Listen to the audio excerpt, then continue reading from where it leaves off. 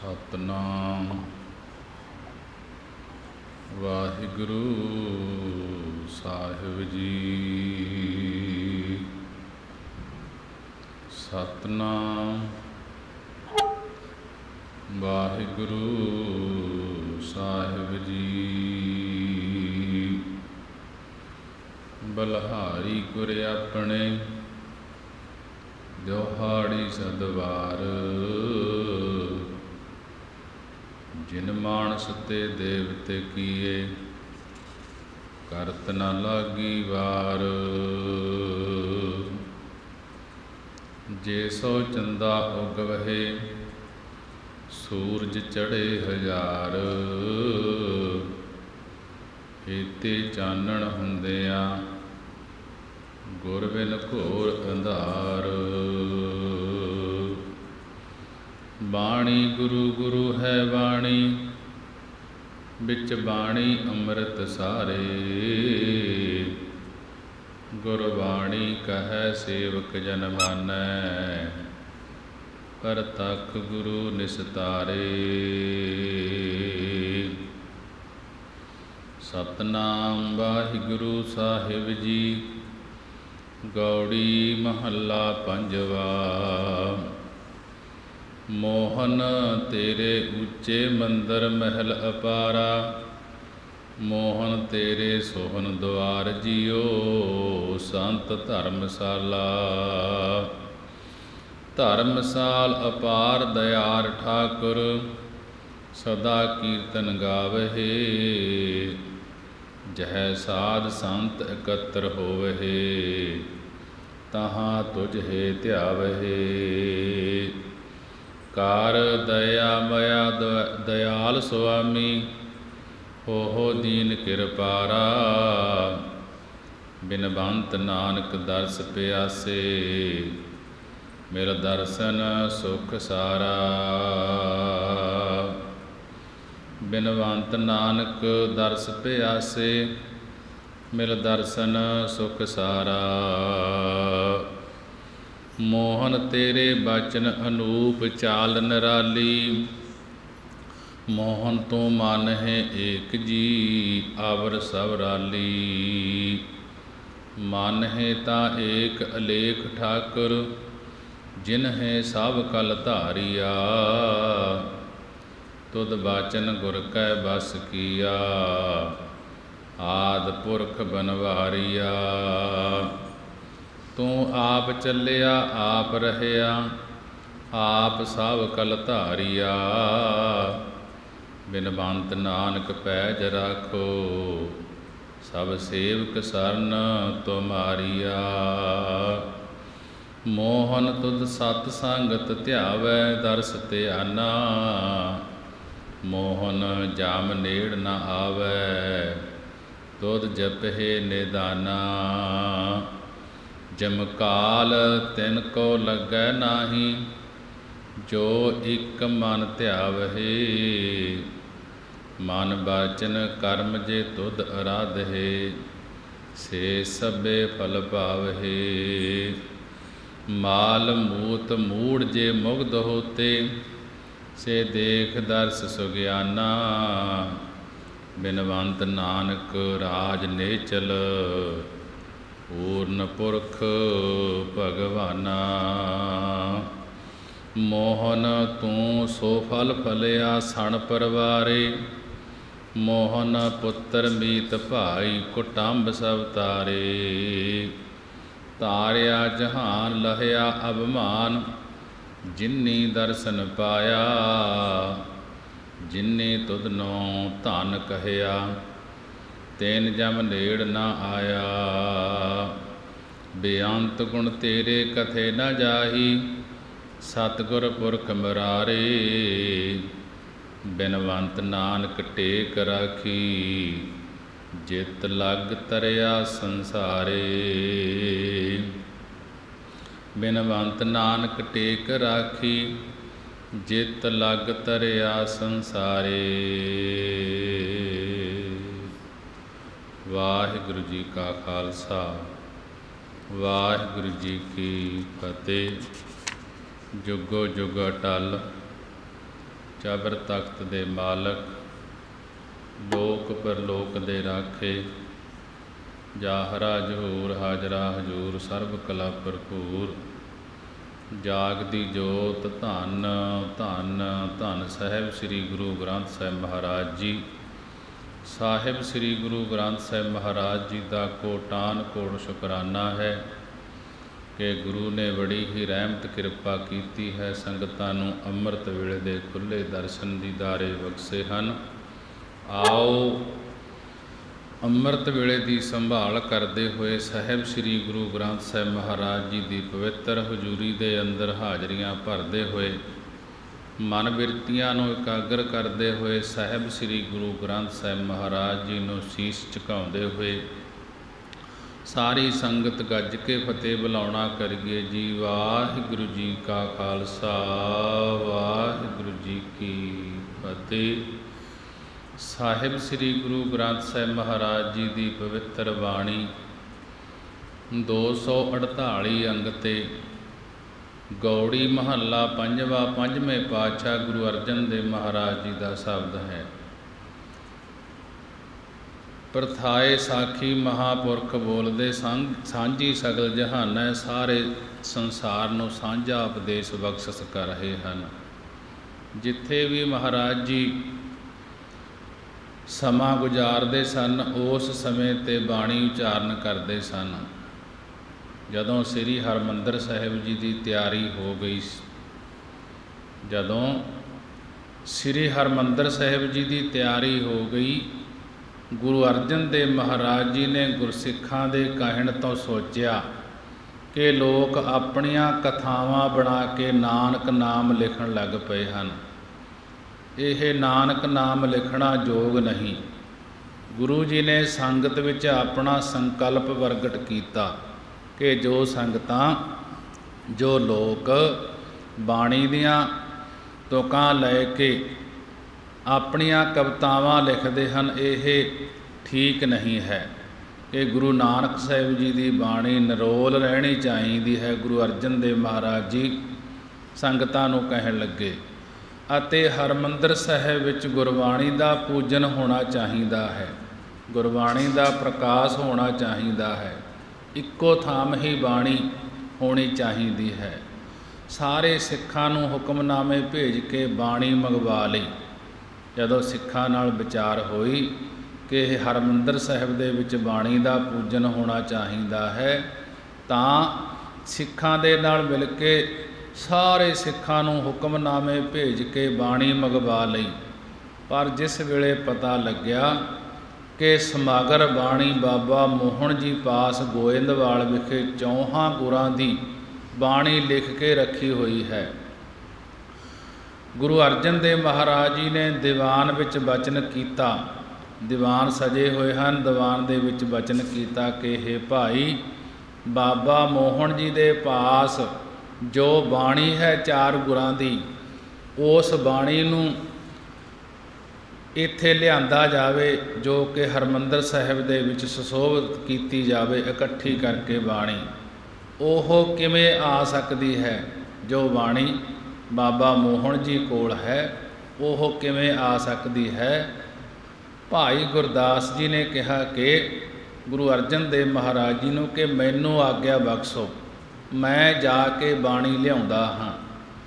ਗੁਰੂ ਜੀ ਦਾ ਬਚਨ ਸੁਣ ਕੇ ਭਾਈ ਗੁਰਦਾਸ ਜੀ ਨੇ ਚਾਲੇ ਪਾ ਦਿੱਤੇ। ਜਦੋਂ ਗੁਰੂ ਅਰਜਨ ਦੇਵ ਮਹਾਰਾਜ ਜੀ ਨੇ ਹੁਕਮ ਕਰ ਦਿੱਤਾ, ਗੋਇੰਦਵਾਲ ਪਹੁੰਚ ਗਏ। ਗੋਇੰਦਵਾਲ ਪਹੁੰਚ ਕੇ ਬਾਬਾ ਮੋਹਣ ਜੀ ਦੇ ਚੁਬਾਰੇ ਪਰ ਆ ਕੇ ਭਾਈ ਗੁਰਦਾਸ ਜੀ ਨੇ ਬਾਬਾ ਮੋਹਣ ਜੀ ਨੂੰ ਬਹੁਤ ਬੇਨਤੀਆਂ ਕੀਤੀਆਂ, ਪਰ ਉਹ ਸਮਾਧੀ ਵਿੱਚ ਮਸਤ ਸਨ। ਬਾਬਾ ਮੋਹਣ ਜੀ ਉਹ ਸਮਾਧੀ ਵਿੱਚ ਮਸਤ ਸਨ। ਉਹਨਾਂ ਨੇ ਬੂਹੇ ਨਾ ਖੋਲ੍ਹੇ। ਆਖਰ ਭਾਈ ਗੁਰਦਾਸ ਜੀ ਹਾਰ ਕੇ ਵਾਪਸ ਆ ਗਏ ਅੰਮ੍ਰਿਤਸਰ ਸਾਹਿਬ ਅਤੇ ਗੁਰੂ ਜੀ ਨੂੰ ਕਹਿਣ ਲੱਗੇ, ਗੁਰੂ ਅਰਜਨ ਦੇਵ ਮਹਾਰਾਜ ਜੀ ਨੂੰ, ਕਿ ਮੈਂ ਤਾਂ ਸਾਰੀ ਰਾਤ ਖਲੋ ਕੇ ਬਾਬਾ ਮੋਹਣ ਜੀ ਨੂੰ ਬੇਨਤੀਆਂ ਕਰਦਾ ਰਿਹਾ, ਪਰ ਉਹਨਾਂ ਨੇ ਬੂਹਾ ਨਹੀਂ ਖੋਲ੍ਹਿਆ। ਫਿਰ ਬਾਬਾ ਬੁੱਢਾ ਜੀ ਕਹਿਣ ਲੱਗੇ कि महाराज मैनू आग्या बख्शो, मैं जाके बाणी लियाउंदा हाँ। गुरु जी ने कहा, गुरु अर्जन देव महाराज जी ने, कि तुसीं चले जाओ भाई, तुसीं ले आओ। ये वचन सुन के बाबा बुढ़ा जी चल पे। गोइंदवाल पहुँच के बौड़ी साहिब विच इशनान किया बाबा बुढ़ा जी ने। इशनान करके फिर चवारे पास आए। बूहे बंद वेख के बेनती की कि बाबा मोहन जी, मेरा नाम बुढ़ा है, मैनू श्री गुरु अर्जन देव महाराज जी ने भेजा है, बूहे खोल के मेरी बेनती सुनना करो। बथेरा उच्ची उच्ची बोल के बूहे खड़काए, पर बाबा मोहन जी ना बोले। जद दरवाज़ा ना खोलिया तां बाबा बुढ़ा जी ने दरवाजे की चूल पुट के दरवाज़ा खोल लिया। तां की देखिया कि बाबा मोहन जी तां पद्म आसन धार के एक रास अंडोल समाधि विच लीन सन। शरीर नूं बथेरा हिलाया, पर समाधि फिर भी ना खुली। इतने नूं भाई मोहरी जी नूं पता लग्या। वो आके बाबा बुढ़ा जी नूं कहण लगे कि तुसीं गुरसिख हो, ਇਹ मस्त ਸੁਭਾਅ वाले ਹਨ। जेकर इन्हां दी समाधि खुल गई ਤਾਂ ਤੁਹਾਨੂੰ कोई कठोर वचन बोल के सराफ ना दे देण ਅਤੇ ਤੁਹਾਡਾ वचन भी पूरा हो जाता है। इस लई गुरु घर विच कोई अनर्थ हो जाएगा। चंगी गल है जेकर तुसी वापस चले जाओ। बाबा बुढ़ा जी नूं जदों कहा कि वापस चले जाओ, इस करके बाबा बुढ़ा जी निराश ही वापस आ गए। फिर गुरु अर्जन देव महाराज जी ने यह सोच करके गुर का शब्द गुर थै टिकै होर थै प्रगट ना होए कि बाणी नूं प्रगट करन वास्ते आप गुरु अर्जन देव महाराज जी नंगे पैरी चल के संमत 1648 विच गोइंदवाल साहिब आ पहुँचे। पहले बौली साहिब विच इशनान करके श्री गुरु अमरदास साहिब जी का ध्यान धर के जपजी साहिब का पाठ किया। उस वेले श्री गुरु अमरदास जी ने सूक्ष्म रूप विच सिर ते हथ रख के कहा, पुत्र मोहन जी दी कीर्ति के सिर ते हथ रख के कहा, पुत्र मोहन जी दी कीर्ति करके पोथियां लै जाना ते श्री गुरु ग्रंथ साहिब जी की बीड़ बना के हरमंदिर साहिब विच प्रकाश करना। मोहन जी भावें कितने भी कठोर वचन आखण, पर तुसी निम्रता रखनी, कीर्तन करी जाना। फिर ओह आप ही निमरी भूत हो के पोथियां दे देणगे। ये वचन कह के गुरु अमरदास जी अंतर ध्यान हो गए। गुरु अर्जन देव महाराज जी बाणी नूं प्राप्त कर लई चवारे दे अगे गली विच बैठ के तंबूरा लैके निम्रता नाल कीर्तन कर लगे। तंबूरा भाव साज लैके कीर्तन कर लगे। जदों पहला शब्द गौड़ी राग दा ਇਹ ਗਾਉਣ ਲੱਗ ਪਏ। ਇਹ ਸਾਰੀ ਉਥਾਨਕਾ ਗੁਰਪ੍ਰਤਾਪ ਸੂਰਜ ਗ੍ਰੰਥ ਵਿੱਚ है, ਉੱਥੇ ਵਿਸਥਾਰ ਨਾਲ ਪੜ੍ਹੀ ਜਾ ਸਕਦੀ ਹੈ। ਸਿੱਖ ਦਰਿਆ ਗਲੀਚੇ ਲਿਆਏ, ਸਿੱਖ ਦਰਿਆ ਗਲੀਚੇ ਲਿਆਏ, ਪਰ ਗੁਰੂ ਅਰਜਨ ਦੇਵ ਮਹਾਰਾਜ ਜੀ ਨੇ ਦਰਿਆ ਗਲੀਚੇ ਮਨਾ ਕਰ ਦਿੱਤੇ। ਕਹਿਣ ਲੱਗੇ, ਅੱਜ ਅਸੀਂ ਕੁਝ ਲੈਣ ਆਏ ਹਾਂ, ਲੈਣ ਬਸ ਲੋੜਵੰਦ ਗਲੀਚਿਆਂ ਤੇ ਨਹੀਂ, ਗਲੀਚਿਆਂ ਤੇ ਨਹੀਂ ਦੁਆਰੇ ਤੇ ਖੜਦਾ ਹਾਂ। ਇਸ ਲਈ ਸਤਿਗੁਰਾਂ ਨੇ ਚਵਾਰੇ ਦੇ ਸਾਹਮਣੇ ਗਲੀ ਵਿੱਚ ਨੀਚੇ ਬੈਠ ਕੇ ਭੁੰਜੇ ਬੈਠ ਕੇ ਕੀਰਤਨ ਕੀਤਾ। ਇਸ ਸ਼ਬਦ ਵਿੱਚ ਉਥਾਨਕਾ ਅਨੁਸਾਰ ਭਾਵੇਂ ਸ਼ਬਦ ਬਾਬਾ ਮੋਹਨ ਜੀ ਦੇ ਪਰਥਾਏ ਹੈ, ਜਿਸ ਕਰਕੇ ਬਾਬਾ ਮੋਹਨ ਜੀ ਦਾ ਨਾਮ ਵਾਰ-ਵਾਰ ਆਇਆ ਹੈ। ਜਿਵੇਂ ਸ੍ਰੀ ਗੁਰੂ ਨਾਨਕ ਦੇਵ ਜੀ ਨੇ ਭਾਈ ਲਾਲੋ ਦੇ ਪ੍ਰਥਾਏ ਏਮਨਾਬਾਦ ਵਿੱਚ ਜੈਸੀ ਮੈਂ ਆਵੈ ਖਸਮ ਕੀ ਬਾਣੀ ਤੈਸੜਾ ਕਰੀ ਗੁਆਨ ਵੇ ਲਾਲੋ। ਇਹ 723 ਅੰਗ ਤੇ ਸ਼ਬਦ ਉਚਾਰਨ ਕੀਤਾ ਸੀ, ਜਿਸ ਵਿੱਚ ਬਾਰ-ਬਾਰ ਭਾਈ ਲਾਲੋ ਦਾ ਨਾਮ ਆਇਆ ਹੈ। ਉਸੇ ਤਰ੍ਹਾਂ ਹੀ ਇੱਥੇ ਜਾਣਨਾ ਸ਼ਬਦ ਭਾਵੇਂ ਭਾਈ ਲਾਲੋ ਦੇ ਪ੍ਰਥਾਏ ਜਾਂ ਗੁਰੂ ਅਰਜਨ ਦੇਵ ਜੀ ਦਾ ਮੋਹਨ ਜੀ ਦੇ ਪ੍ਰਥਾਏ ਵਾਲਾ ਹੈ। ਇਸੇ ਤਰ੍ਹਾਂ ਹੋਰ ਵੀ ਅਨੇਕਾਂ ਸ਼ਬਦ ਹਨ। ਵਿਆਖਿਆਕਾਰ ਨੂੰ ਬੇਲੋੜਾ ਖੰਡਨ ਕਰਨ ਦੀ ਲੋੜ ਨਹੀਂ। ਇਸ ਗੱਲ ਨੂੰ ਸਮਝਣ ਦੀ ਲੋੜ ਹੈ ਕਿ ਪ੍ਰਥਾਏ ਸਾਖੀ ਮਹਾਂਪੁਰਖ ਬੋਲਦੇ ਸਾਂਝੀ ਸਗਲ ਜਹਾਨੈ। ਇੱਥੇ ਸਤਿਗੁਰਾਂ ਨੇ ਸਮਝਾਉਣ ਦਾ ਢੰਗ ਤਰੀਕਾ ਇਹ ਵਰਤਿਆ ਹੈ ਕਿ ਅੰਤਰੀ ਵਿਭਾਵ ਦਾ ਗੂੜ ਸਿਧਾਂਤ ਸਮਝਣ ਲਈ ਬਾਹਜ ਅਰਥ ਕਰਕੇ ਸਮਝਣ ਵਾਲੇ ਨੂੰ ਸੁਖੈਨ ਤਰੀਕੇ ਨਾਲ ਸਮਝਾਇਆ ਹੈ। ਬਾਹਜ ਅਰਥ ਅੰਤਰੀਵ ਅਰਥ ਦੇ ਸਮਝਣ ਲਈ ਪ੍ਰਵਾਨ ਰੂਪ ਹੈ। ਮਹਾਰਾਜ ਜੀ ਨੇ ਉੱਥੇ ਜਦੋਂ ਕੀਰਤਨ ਕੀਤਾ ਤਾਂ ਕਹਿਣ ਲੱਗੇ, ਮੋਹਨ ਤੇਰੇ ਉੱਚੇ ਮੰਦਰ ਮਹਿਲ ਅਪਾਰਾ। ਗੁਰੂ ਅਰਜਨ ਦੇਵ ਮਹਾਰਾਜ ਜੀ ਕਹਿਣ ਲੱਗੇ, ਹੇ ਬਾਬਾ ਮੋਹਨ ਜੀ, ਤੇਰੇ ਬੜੇ ਸੋਹਣੇ ਉੱਚੇ ਮੰਦਰ ਚੁਬਾਰਾ ਸਾਹਿਬ ਜੀ ਬਣੇ ਹੋਏ ਹਨ। ਮਹਿਲ ਅਪਾਰਾ, ਅਪਾਰਾ ਪਾਰਾਵਾਰ ਤੋਂ ਰਹਿਤ ਪਰਮੇਸ਼ਰ ਦੀ ਨਾਮ ਰੂਪੀ ਬਾਣੀ ਦੀਆਂ ਪੋਥੀਆਂ ਹੋਣ ਕਰਕੇ ਸੁੰਦਰ ਮਹਿਲ ਸੁੰਦਰ ਮਕਾਨ ਬਣੇ ਹੋਏ ਹਨ। ਮੋਹਨ ਤੇਰੇ ਉੱਚੇ ਮੰਦਰ ਮਹਿਲ ਅਪਾਰਾ। ਗੁਰੂ ਅਰਜਨ ਦੇਵ ਮਹਾਰਾਜ ਜੀ ਬਾਬਾ ਮੋਹਨ ਜੀ ਨੂੰ ਕਹਿਣ ਲੱਗੇ, ਹੇ ਬਾਬਾ ਮੋਹਨ ਜੀ, ਤੇਰੇ ਬੜੇ ਸੋਹਣੇ ਉੱਚੇ ਮੰਦਰ ਚੁਬਾਰਾ ਸਾਹਿਬ ਜੀ ਬਣੇ ਹੋਏ ਹਨ। ਪਾਰਾਵਾਰ ਤੋਂ ਰਹਿਤ ਪਰਮੇਸ਼ਰ ਦੀ ਨਾਮ ਰੂਪ ਬਾਣੀ ਦੀਆਂ ਪੋਥੀਆਂ ਹੋਣ ਕਰਕੇ ਸੁੰਦਰ ਮਕਾਨ ਬਣੇ ਹੋਏ ਹਨ। ਮੋਹਨ ਤੇਰੇ ਸੋਹਣ ਦੁਆਰ ਜੀਓ ਸੰਤ ਧਰਮਸ਼ਾਲਾ। ਹੇ ਬਾਬਾ ਮੋਹਨ ਜੀ, ਤੇਰੇ ਤੁਹਾਡੇ ਦਰਵਾਜ਼ੇ 'ਤੇ ਸੰਤਾਂ ਮਹਾਤਮਾ ਦੇ ਨਿਵਾਸ ਕਰਨ ਵਾਲੀ ਧਰਮਸ਼ਾਲਾ, ਧਰਮ ਦੀ ਥਾਂ ਸੋਭਦੀ ਭਾਵ ਸੋਭ ਰਹੀ ਹੈ। ਇੱਥੇ ਇੱਕ ਧਰਮਸ਼ਾਲਾ ਸੀ ਜਿਸ ਵਿੱਚ ਸੰਤ ਭਗਤ ਸਤ ਸੰਗਤ ਲਈ ਇਕੱਤਰ ਹੁੰਦੇ ਸਨ। ਧਰਮਸਾਲ ਅਪਾਰ ਦਿਆਰ ਠਾਕੁਰ ਸਦਾ ਕੀਰਤਨ ਗਾਵਹਿ।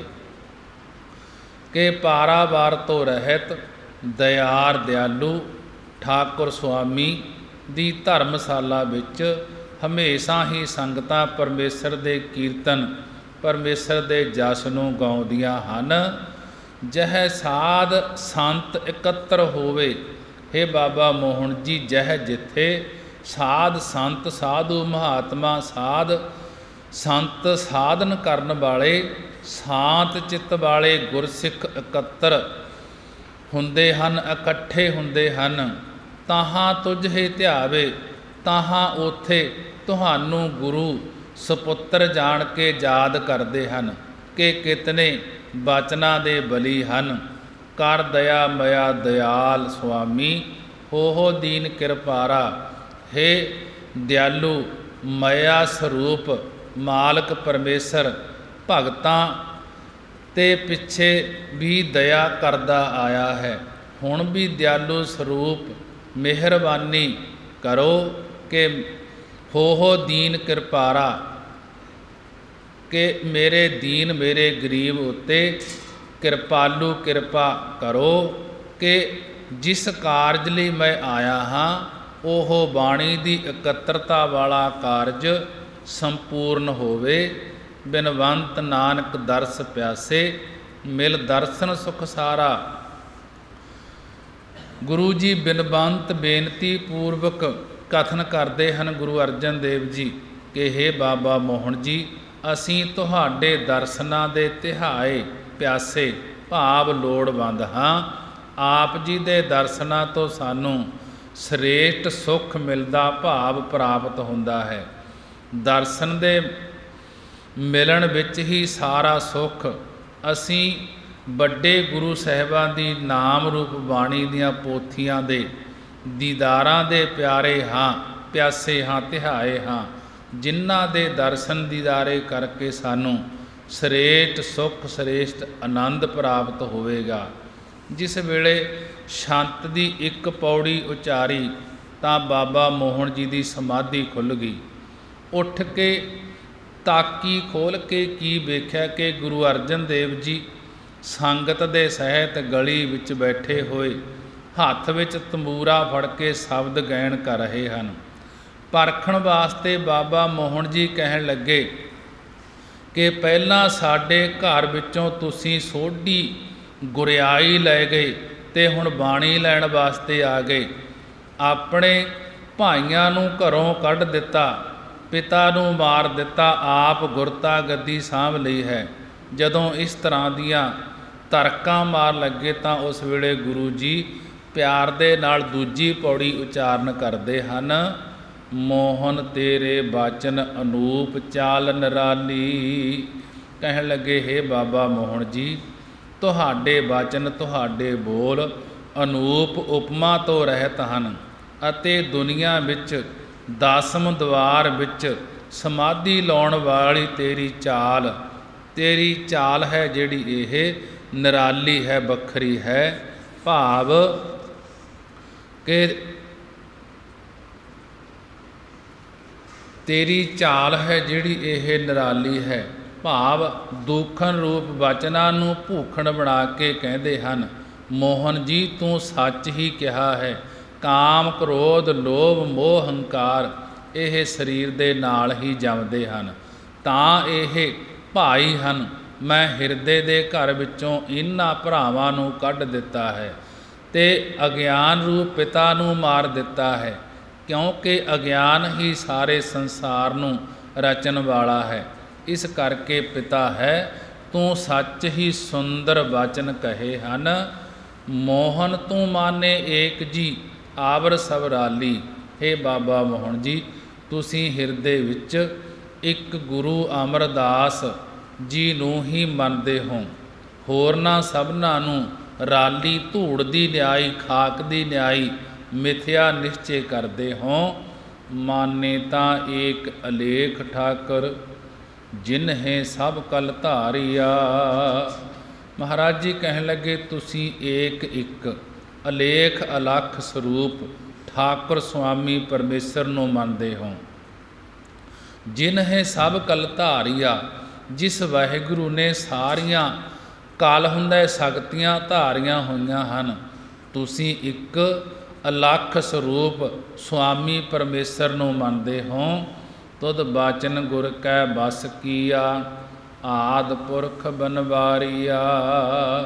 ਸੰਸਾਰ ਦਾ ਆਦ ਰੂਪ ਮੁੱਢ ਰੂਪ ਪੂਰਨ ਬਨਵਾਰੀਆ, ਸੰਸਾਰ ਬਨ ਦਾ ਮਾਲਕ ਪਰਮੇਸ਼ਰ ਜੋ ਨਾਮ ਰੂਪ ਗੁਰਾਂ ਦੀ ਬਾਣੀ ਹੈ, ਉਹ ਤੁਸੀਂ ਗੁਰਾਂ ਦੇ ਬਚਨ ਗੁਰਾਂ ਦੇ ਉਪਦੇਸ਼ ਦੀਆਂ ਨਾਮ ਰੂਪ ਬਾਣੀ ਵਾਲੀਆਂ ਪੋਥੀਆਂ ਆਪਣੇ ਅਧੀਨ ਆਪਣੇ ਭਾਵ ਕੋਲ ਰੱਖੀਆਂ ਹੋਈਆਂ ਹਨ। ਤੂੰ ਆਪ ਚੱਲਿਆ ਆਪ ਰਹਿਆ, ਆਪ ਸਭ ਕਲ ਧਾਰਿਆ। ਮਹਾਰਾਜ ਜੀ ਗੁਰੂ ਅਰਜਨ ਦੇਵ ਜੀ ਕਹਿਣ ਲੱਗੇ, ਹੇ ਬਾਬਾ ਮੋਹਨ ਜੀ, ਤੁਸੀਂ ਆਪ ਹੀ ਗੁਰੂ ਅਮਰਦਾਸ ਰੂਪ ਹੋ ਕੇ ਸੰਸਾਰ ਤੋਂ ਚੱਲਿਆ, ਭਾਵ ਜੋਤੀ ਜੋਤ ਸਮਾਉਣਾ ਕੀਤਾ ਹੈ, ਭਾਵ ਸੱਚਖੰਡ ਨੂੰ ਜਾਣਾ ਕੀਤਾ ਹੈ ਅਤੇ ਆਪ ਹੀ ਮੋਹਨ ਰੂਪ ਹੋ ਕੇ ਇੱਥੇ ਚੁਬਾਰੇ ਵਿੱਚ ਇਸਤਤ ਹੋ ਰਿਹਾ ਹੈ। ਆਪ ਪਿਤਾ ਅਤੇ ਪੁੱਤਰ ਇੱਕੋ ਰੂਪ ਹੀ ਹੁੰਦੇ ਹਨ। ਆਪ ਹੀ ਸਾਰੀਆਂ ਸਿੱਧੀਆਂ ਰੂਪ ਸ਼ਕਤੀਆਂ ਨੂੰ ਧਾਰਨ ਕੀਤਾ ਹੋਇਆ ਹੈ। ਬਿਨਵੰਤ ਨਾਨਕ ਪੈਜ ਰਾਖੋ, ਸਭ ਸੇਵਕ ਸਰਨ ਤੁਮਾਰੀਆ। ਸਤਿਗੁਰੂ ਗੁਰੂ ਅਰਜਨ ਦੇਵ ਮਹਾਰਾਜ ਜੀ ਬਿਨਵੰਤ ਬੇਨਤੀ ਪੂਰਵਕ ਕਥਨ ਕਰਦੇ ਹਨ ਕਿ ਅਸੀਂ ਪ੍ਰਤੱਗਿਆ ਕਰਕੇ ਆਏ ਸੀ ਕਿ ਬਾਣੀ ਲੈ ਕੇ ਆਵਾਂਗੇ। ਇਸ ਪੈਜ ਇਸ ਇੱਜ਼ਤ ਨੂੰ ਰੱਖਣਾ ਕਰੋ। ਪੈਜ ਰਾਖੋ, ਸਭ ਸੇਵਕ ਸਰਨ ਤੁਮਾਰੀਆ। ਸਾਰੇ ਸੇਵਾ ਕਰਨ ਵਾਲੇ ਗੁਰਸਿੱਖਾਂ ਸਮੇਤ ਤੁਹਾਡੀ ਸ਼ਰਨ ਤੁਹਾਡੀ ਓਟ ਵਿੱਚ ਆਏ ਹਾਂ। ਜਿਸ ਵਕਤ ਸੰਤ ਦੀ ਦੂਜੀ ਪੌੜੀ ਦਾ ਭੋਗ ਪਾਇਆ ਤਾਂ ਬਾਬਾ ਮੋਹਨ ਜੀ ਨੇ ਇਹ ਨਿਮਰਤਾ ਪੂਰਵਕ ਸ਼ਬਦ ਸੁਣੇ। ਉਸੇ ਵੇਲੇ ਰਹਿ ਨਾ ਹੋਇਆ ਬਾਬਾ ਮੋਹਨ ਜੀ ਤੋਂ। ਚੁਬਾਰੇ ਵਿੱਚੋਂ ਪੋਥੀਆਂ ਸਿਰ 'ਤੇ ਚੁੱਕ ਕੇ ਪੌੜੀਆਂ ਉਤਰਨ ਲੱਗੇ ਤਾਂ ਉਸ ਵੇਲੇ ਗੁਰੂ ਜੀ ਨੇ ਤੀਜੀ ਪੌੜੀ ਉਚਾਰਨ ਕੀਤੀ, ਮੋਹਨ ਤੁਧ ਸਤ ਸੰਗਤ ਧਿਆਵੈ ਦਰਸ ਧਿਆਨਾ। ਕਹਿਣ ਲੱਗੇ, ਹੇ ਬਾਬਾ ਮੋਹਨ ਜੀ, ਤੁਹਾਨੂੰ ਸਤ ਸੰਗਤ ਧਿਆ ਰਹੀ ਹੈ। ਸਾਰੇ ਗੁਰੂ ਸਾਹਿਬਾਨਾਂ ਦੀ ਬਾਣੀ ਦੇ ਦਰਸ਼ਨਾਂ ਦੇ ਧਿਆਨ ਵਿੱਚ ਜੁੜੇ ਹਨ। ਮੋਹਨ ਜਮ ਨੇੜ ਨਾ ਆਵੈ ਤੁਧ ਜਪਹਿ ਨਿਦਾਨਾ। ਕਹਿਣ ਲੱਗੇ, ਹੇ ਬਾਬਾ ਜੀ, ਜੇ ਤੁਹਾਡੀ ਤਰ੍ਹਾਂ ਇਕੱਤਰਤਾ ਨਾਲ ਗੁਰ ਉਪਦੇਸ਼ ਦੁਆਰਾ ਪਰਮੇਸ਼ਰ ਦੇ ਨਾਮ ਨੂੰ ਜਪਣਾ ਕਰਨਗੇ, ਉਹਨਾਂ ਦੇ ਨਿਦਾਨਾ, ਉਹਨਾਂ ਦੇ ਅੰਤ ਸਮੇਂ ਜਮਦੂਤ ਨੇੜ ਨਾ ਆਵੈ, ਨਜ਼ਦੀਕ ਨਹੀਂ ਆਵੇਗਾ। ਜਮਕਾਲ ਤਿਨ ਕੋ ਲੱਗੈ ਨਾਹੀ ਜੋ ਇੱਕ ਮਨ ਧਿਆਵੇ। ਮਹਾਰਾਜ ਜੀ ਕਹਿਣ ਲੱਗੇ, ਉਹਨਾਂ ਪੁਰਖਾਂ ਨੂੰ ਜਮਕਾਲ ਨਹੀਂ ਲੱਗਦਾ ਜਿਹੜੇ ਇੱਕ ਮਨ ਹੋ ਕੇ ਪਰਮੇਸ਼ਰ ਦੇ ਨਾਮ ਨੂੰ ਧਿਆਉਂਦੇ ਹਨ। ਮਨ ਬਚਨ ਕਰਮ ਜੇ ਤੁਧ ਅਰਾਧੇ ਸੇ ਸਭੇ ਫਲ ਪਾਵੇ। ਜਿਹੜੇ ਤੁਹਾਡੀ ਤਰ੍ਹਾਂ ਪਰਮੇਸ਼ਰ ਨੂੰ ਮਨ ਕਰਕੇ ਅੰਤਸ ਕਰਨ, ਬਚਨ ਬਾਣੀ ਕਰਮਾਂ ਭਾਵ ਸਰੀਰ ਕਰਕੇ ਅਰਾਧਣਗੇ, ਉਹ ਸਾਰਿਆਂ ਫਲਾਂ ਨੂੰ ਪਾ ਲੈਣਗੇ। ਜਿਵੇਂ ਜਹਾਜ਼ ਦੀ ਸੂਈ ਕੰਪਾਸ ਧਰੁਵ ਵੱਲ ਹੀ ਰਹਿੰਦੀ ਹੈ, ਭਾਵੇਂ ਜਹਾਜ਼ ਕਿਤੇ ਹੀ ਘੁੰਮੀ ਜਾਏ। ਇਸੇ ਤਰ੍ਹਾਂ ਗੁਰੂ ਜੀ ਦੀ ਬ੍ਰਹਮਾਕਾਰੂ ਬਿਰਤੀ ਬ੍ਰਹਮ ਵੱਲ ਹੀ ਹੈ, ਕਹਿ ਕੇ ਮੋਹਨ ਜੀ ਨੂੰ ਸੁਣਾ ਰਹੇ ਹਨ। ਪਰ ਗੱਲ ਅੰਦਰੋਂ ਰੱਬ ਦੀ ਕਰਦੇ ਹਨ। ਗੁਰੂ ਅਰਜਨ ਦੇਵ ਮਹਾਰਾਜ ਜੀ ਗੱਲ ਅੰਦਰੋਂ ਰੱਬ ਦੀ ਕਰਦੇ ਹਨ। ਮਾਲ ਮੂਤ ਮੂੜ ਜੇ ਮੁਗਧ ਹੋਤੇ ਸੇ ਦੇਖ ਦਰਸ ਸੁਗਿਆਨਾ। ਮਹਾਰਾਜ ਜੀ ਕਹਿਣ ਲੱਗੇ, ਜਿਹੜੇ ਮਲ ਮੂਤ ਕੇ ਮੈਲ ਮੂਤਰ ਵਤ ਮਲੀਨ ਮਨ ਵਾਲੇ ਮੁਗਧ ਮੂਰਖਾਂ ਤੋਂ ਵੀ ਮੂਰਖ ਹੁੰਦੇ ਹਨ, ਉਹ ਵੀ ਤੁਹਾਡੇ ਦਰਸ਼ਨ ਦੇਖ ਕੇ ਸੁਗਿਆਨਾ ਸ੍ਰੇਸ਼ਟ ਗਿਆਨ ਵਾਲੇ ਹੋ ਗਏ। ਬਿਨਵੰਤ ਨਾਨਕ ਰਾਜ ਨੇ ਚਲ ਪੂਰਨ ਪੁਰਖ ਭਗਵਾਨਾ। ਗੁਰੂ ਅਰਜਨ ਦੇਵ ਮਹਾਰਾਜ ਜੀ ਬਿਨਵੰਤ ਬੇਨਤੀ ਪੂਰਵਕ ਕਥਨ ਕਰਦੇ ਹਨ ਕਿ ਤੁਹਾਡਾ ਪ੍ਰਕਾਸ਼ ਨਿਹਚਲ ਬੜਾ ਅਚਲ ਭਾਵ ਨਾ ਚੱਲਣ ਵਾਲਾ ਹੈ। ਆਪ ਜੀ ਪੂਰਨ ਪੁਰਖ ਭਗਵਾਨਾ ਪਰਮਾਤਮਾ ਦਾ ਸਰੂਪ ਹੋ, ਕਿਉਂਕਿ ਨਾਮ ਜਪਣ ਵਾਲਾ ਪਰਮੇਸ਼ਰ ਦਾ ਸਰੂਪ ਹੀ ਹੁੰਦਾ ਹੈ। ਜਦ ਗੁਰੂ ਅਰਜਨ ਦੇਵ ਮਹਾਰਾਜ ਜੀ ਨੇ ਤੀਜੀ ਪੌੜੀ ਸੰਪੂਰਨ ਕੀਤੀ ਤਾਂ ਬਾਬਾ ਮੋਹਨ ਜੀ ਪੋਥੀਆਂ ਲੈ ਕੇ ਸੰਗਤ ਦੇ ਵਿੱਚ ਆ ਗਏ ਅਤੇ ਕਿਹਾ ਕਿ ਇਹ ਪੋਥੀਆਂ ਆਪ ਜੀ ਦੀਆਂ ਹਨ। ਮੈਂ ਆਪ ਜੀ ਵਾਸਤੇ ਇਕੱਤਰ ਕਰਵਾ ਕੇ ਰੱਖੀਆਂ ਹਨ, ਪਰ ਦੇਖਾਂਗਾ ਜਦ ਜੇ ਮੈਨੂੰ ਆਪਣੇ ਚਰਨਾਂ 'ਤੇ ਨਮਸਕਾਰ ਕਰਨ ਦਿਓਗੇ। ਗੁਰੂ ਜੀ ਨੇ ਕਿਹਾ ਕਿ ਆਪ ਤਾਂ ਵੱਡੇ ਸਤਿਗੁਰਾਂ ਦੇ ਵੱਡੇ ਸੁਪੁੱਤਰ ਹੋ, ਅਸੀਂ ਆਪ ਜੀ ਦੇ ਬੱਚਿਆਂ ਦੇ ਸਮਾਨ ਹਾਂ, ਸਗੋਂ ਸਾਨੂੰ ਆਪ ਜੀ ਦੇ ਚਰਨੀ ਪੈਣਾ ਚਾਹੀਦਾ ਹੈ। ਉਸ ਵੇਲੇ ਬਾਬਾ ਮੋਹਨ ਜੀ ਨੇ ਕਿਹਾ ਕਿ ਸਾਨੂੰ ਵੱਡੇ ਸਤਿਗੁਰਾਂ ਦਾ ਬਚਨ ਹੋਇਆ ਹੈ, ਜਿਸ ਵਕਤ ਪਿਤਾ ਗੁਰੂ ਸ੍ਰੀ ਗੁਰੂ ਅਮਰਦਾਸ ਜੀ ਨੇ ਗੁਰਿਆਈ ਗੱਦੀ ਤੁਹਾਡੇ ਪਿਤਾ ਸ੍ਰੀ ਗੁਰੂ ਰਾਮਦਾਸ ਜੀ ਨੂੰ ਸੌਂਪੀ ਸੀ, ਤਾਂ ਉਹਨਾਂ ਨੇ ਕਿਹਾ ਸੀ ਕਿ ਚਰਨੀ ਪੈ ਜਾਈ। ਉਸੇ ਵੇਲੇ ਮੈਂ ਆਪਣਾ ਰਿਸ਼ਤੇਦਾਰ ਸਮਝ ਕੇ ਸ੍ਰੀ ਗੁਰੂ ਰਾਮਦਾਸ ਜੀ ਦੇ ਪੈਰੀ ਨਾ ਪਿਆ ਤੇ ਮੇਰਾ ਛੋਟਾ ਭਰਾ ਭਾਈ ਮੋਹਰੀ ਚਰਨਾਂ 'ਤੇ ਡਿੱਗ ਪਿਆ। ਸਤਿਗੁਰ ਪੁਰਖ ਜੇ ਬੋਲਿਆ, ਗੁਰਸਿੱਖਾਂ ਮਨ ਲਈ ਰਜਾਏ ਜੀਓ। ਮੋਹਰੀ ਪੁੱਤ ਸਨਮੁਖ ਹੋਇਆ, ਰਾਮਦਾਸੈ ਪੈਰੀ ਪਾਏ ਜੀਓ।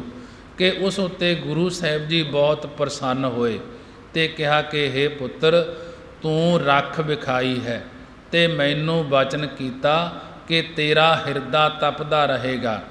ਬਾਬਾ ਮੋਹਨ ਜੀ ਕਹਿਣ ਲੱਗੇ ਕਿ ਮੈਨੂੰ ਬਚਨ ਕੀਤਾ ਤੇਰਾ ਹਿਰਦਾ ਤਪਦਾ ਰਹੇਗਾ। ਉਸ ਦਿਨ ਤੋਂ ਮੇਰਾ ਹਿਰਦਾ ਤਪਦਾ ਹੀ ਰਹਿੰਦਾ ਹੈ। ਫਿਰ ਜਿਸ ਵੇਲੇ ਪਿਤਾ ਗੁਰੂ ਸ੍ਰੀ ਗੁਰੂ ਅਮਰਦਾਸ ਜੀ ਜੋਤੀ ਜੋਤ ਸਮਾਉਣ ਲੱਗੇ ਤਾਂ ਮੈਂ ਜਾ ਕੇ ਬੇਨਤੀ ਕੀਤੀ ਕਿ ਮੇਰਾ ਹਿਰਦਾ ਤਪ ਰਿਹਾ ਹੈ, ਮੈਂ ਹੁਣ ਗੁਰੂ ਰਾਮਦਾਸ ਜੀ ਦੇ ਪੈਰੀ ਪੈਣਾ ਹੈ।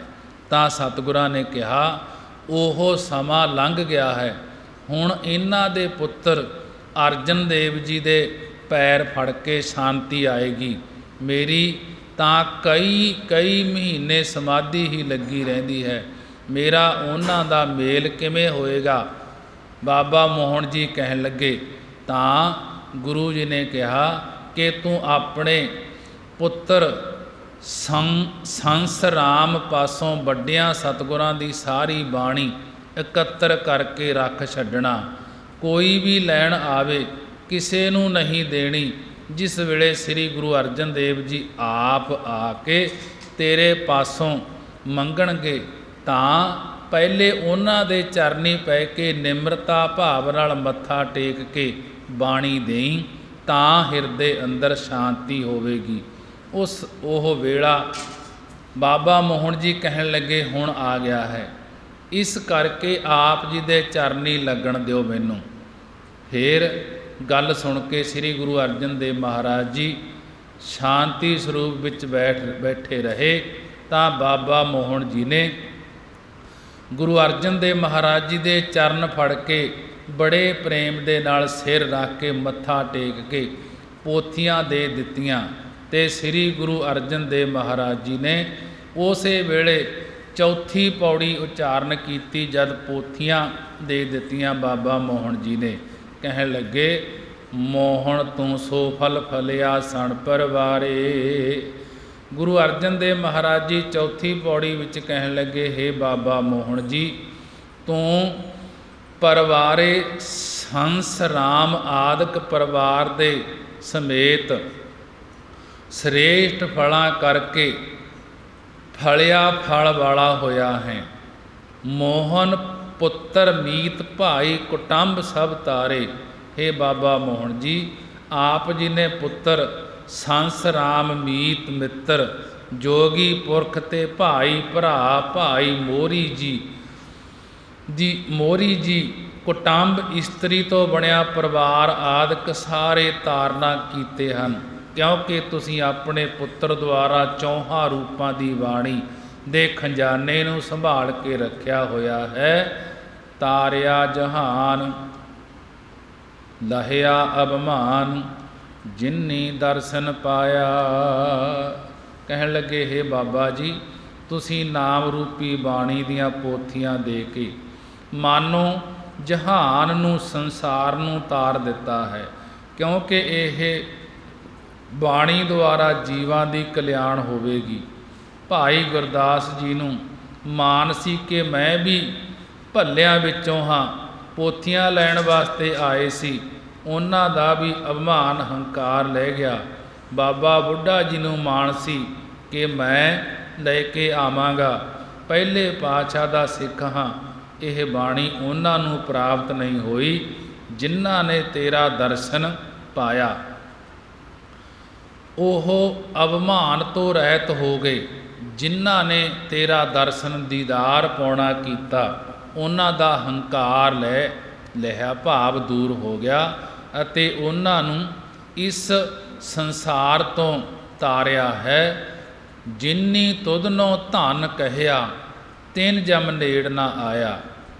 ਜਿਨ੍ਹਾਂ ਨੇ ਤੁਹਾਨੂੰ ਧਨਤਾ ਜੋਗ ਕਿਹਾ ਹੈ, ਉਹਨਾਂ ਦੇ ਜਮ ਵੀ ਨੇੜੇ ਨਜ਼ਦੀਕ ਨਹੀਂ ਆਉਂਦਾ। ਜੈਸਾ ਕਿ ਜੇ ਕੋ ਜਿਉ ਕਹੈ ਉਹਨਾਂ ਕੋ ਜਮ ਕੀ ਤਲਬ ਨਾ ਹੋਈ। ਬੇਅੰਤ ਗੁਣ ਤੇਰੇ ਕਥੇ ਨ ਜਾਹੀ ਸਤਿਗੁਰ ਪੁਰਖ ਮਰਾਰੇ। ਹੇ ਸਤਿਗੁਰ ਮਰਾਰੀ ਪੁਰਖ ਦੇ ਪੁੱਤਰ ਜੀ, ਤੁਹਾਡੇ ਵਿੱਚ ਬੇਅੰਤ ਗਿਣਤੀ ਤੋਂ ਰਹਿਤ ਗੁਣ ਹਨ, ਜੋ ਕਥੇ ਨਹੀਂ ਜਾਂਦੇ, ਕਥਨ ਨਹੀਂ ਕੀਤੇ ਜਾਂਦੇ। ਬਿਨਵੰਤ ਨਾਨਕ ਟੇਕ ਰਾਖੀ ਜਿਤ ਲਗ ਤਰਿਆ ਸੰਸਾਰੇ। ਸਤਿਗੁਰੂ ਜੀ ਬਿਨਵੰਤ ਬੇਨਤੀ ਪੂਰਵਕ ਕਥਨ ਕਰਦੇ ਹਨ ਕਿ ਪੋਥੀਆਂ ਦੇ ਪੋਥੀਆਂ ਦੇ ਕੇ ਸਾਡੀ ਓਟ ਸਾਡੀ ਇੱਜ਼ਤ ਰੱਖ ਲਈ ਹੈ।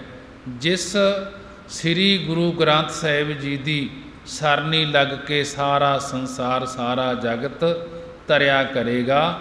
ਜੋ ਤੁਸਾਂ ਬਾਣੀ ਬਖਸ਼ੀ ਹੈ ਬੇਅੰਤ ਗੁਣ ਤੇਰੇ ਕਥੇ ਨ ਜਾਹੀ। ਸਤਿਗੁਰ ਪੁਰਖ ਮਰਾਰੇ ਬਿਨਵੰਤ ਨਾਨਕ ਟੇਕ ਰਾਖੀ। ਜਿਤ ਲਗ ਤਰਿਆ ਸੰਸਾਰੇ।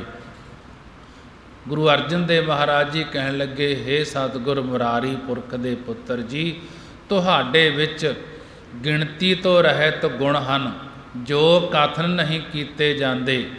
ਸਤਿਗੁਰੂ ਜੀ ਬਿਨਵੰਤ ਬੇਨਤੀ ਪੂਰਵਕ ਕਥਨ ਕਰਦੇ ਹਨ ਕਿ ਪੋਥੀਆਂ ਦੇ ਕੇ ਸਾਡੀ ਟੇਕ ਸਾਡੀ ਓਟ ਰੱਖ ਲਈ ਹੈ। ਜਿਸ ਨੂੰ ਸ੍ਰੀ ਗੁਰੂ ਗ੍ਰੰਥ ਸਾਹਿਬ ਜੀ ਦੀ ਸਰਨੀ ਲੱਗ ਕੇ ਸਾਰਾ ਜਗਤ ਸਾਰਾ ਸੰਸਾਰ ਤਰਿਆ ਕਰੇਗਾ। ਜੋ ਤੁਸਾਂ ਬਾਣੀ ਬਖਸ਼ੀ ਹੈ। ਮਹਾਰਾਜ ਜੀ ਨੇ ਬੜੇ ਹੀ ਵਿਸਥਾਰ ਦੇ ਨਾਲ ਬਾਬਾ ਮੋਹਨ ਜੀ ਤੋਂ ਜਦੋਂ ਬਾਣੀ ਲਿਆਂਦੀ ਸੀ ਉਸ ਸਮੇਂ ਇਹ ਬਾਣੀ ਉਚਾਰਨ ਕੀਤੀ। 4 ਪੌੜੀਆਂ, ਚਾਰੇ ਪੌੜੀਆਂ ਦਾ ਵਿਚਾਰ ਹੋ ਚੁੱਕਿਆ ਹੈ। ਬਾਣੀ ਪੜ੍ਹਦਿਆਂ ਤੋਂ ਵਿਚਾਰਾਂ ਕਰਦਿਆਂ ਤੋਂ ਇੱਕ ਨਹੀਂ ਅਨੇਕਾਂ ਹੀ ਭੁੱਲਾਂ ਹੋ ਜਾਂਦੀਆਂ ਹਨ। ਗੁਰੂ ਦੀ ਸੰਗਤ ਗੁਰੂ